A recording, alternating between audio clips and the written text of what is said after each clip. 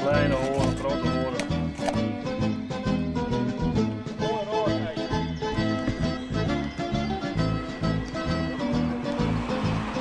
Kijk, een roze voor jou. Alsjeblieft. Zeg je daar? Alsjeblieft. Het is mooi waar. De mensen zitten lekker een ijsje te likken. Prachtig net. Ja, is het mooi? Ja, daar geniet ik van. Ja? Ja, ja. Ja, daar wil ik mijn baan voor opzetten, Skilk. Want wat is jouw baan? Mijn baan is buschauffeur. En dit ga ik erbij. Gewoon als hobby, als ja. Ik ben boeten door, ik heb contact met, ja. Elke snijn is het weer oors. Elke snijn heb ik weer orenklanten. Ja. Ja, en ja, daar je flirt om. Het is geen stress, geen, ik ga net op horlogetjes in. En het ziet er al gezellig uit. Het is fantastisch. Ik geniet ervan. Ja.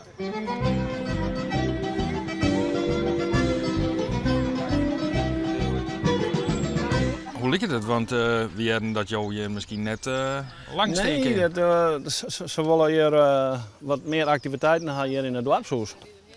En nu had die man had een vergunning opvragen als een horecabedrijf. En dan was hij net meer hier. Wat zei je dan? Je gewoon steeds zonder vergunning. Wat zie je, ja?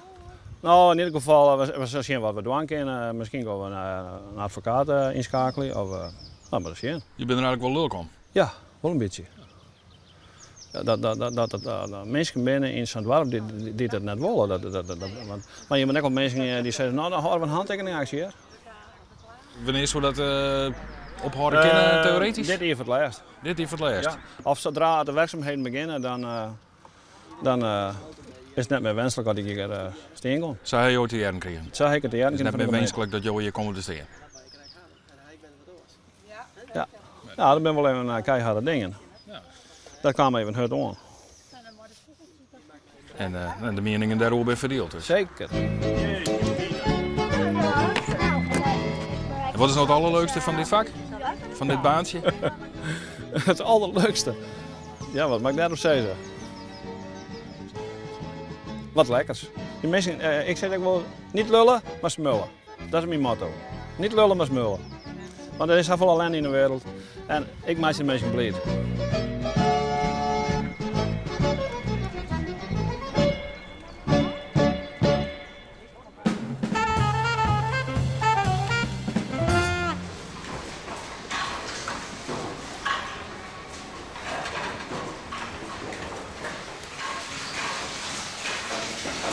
Nou, het is de bedoeling dat deze kaai, met dikke 100, dat hij juist toch een gankje naar je onderkom gaan. En wat dat betreft is dat een naar je stal. En ik lang uitjongen en ik ben blij dat het nog zo ver is. Dat ze daarheen gaan kunnen. De stal is veel te vol nu, te leeg, bedompt, weinig frisse lucht. De orenstal is vol lucht, ruimte en licht. En hoe zal de kaai reageren? Ik denk heel voorzichtig en heel rustig, hopelijk. Ik hoop dat ze net heel wie zo gek vliegen. Maar ik weet het niet, dat is een verrassing. En vanmorgen week op melken en ik melk gediend. En één keer de hele meute de vleer van voor en achter een keer. En ik was eigenlijk net volle vrede aan, maar het heeft allemaal een beetje koud. Nou, dat is een beetje rustig weer. Maar ze zijn ook een beetje vreemd, ze zijn wel rustig wat. En, ik ben zeer benieuwd van wat ze daar van vinden, wat ze er te wachten stiert. Heb je er nou vannacht minder om slept? Ik weer vanmorgen op het eetwekker. Ik denk, nou zal het hebben. Dus ja, dat is. Maar nee, ik heb hem opslierd. Maar eerst toen ik tot alle woorden gang was dan. Dus die ben ik nog tegen. Daarom dus.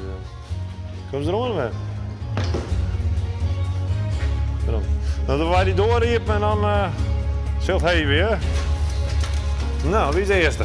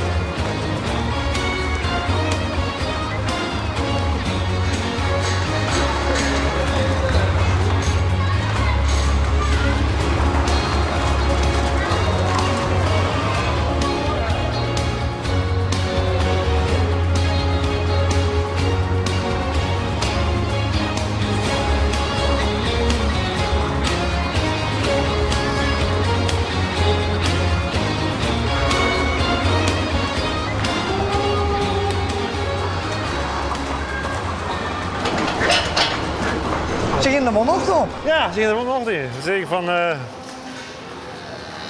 nee, dat vond mij mooi. Het is een heel doog alweer even wat, maar... ze met hun paard zijn weer ziek, you know. Bepaalde krijgen daar hun eigen plekje altijd wat. En dat best hier ik weer vinden. Maar ik vind het krijg een ja, soort veemerk is het idee is nog wat. Het zal wat onrustig werden eerst, maar ze volgen meer rond er nou, hè. Nou, ze schieten nou. Dat was smeurig. Het is een mooi skeer, hè? Ja, het is een mooi skeer, maar ja.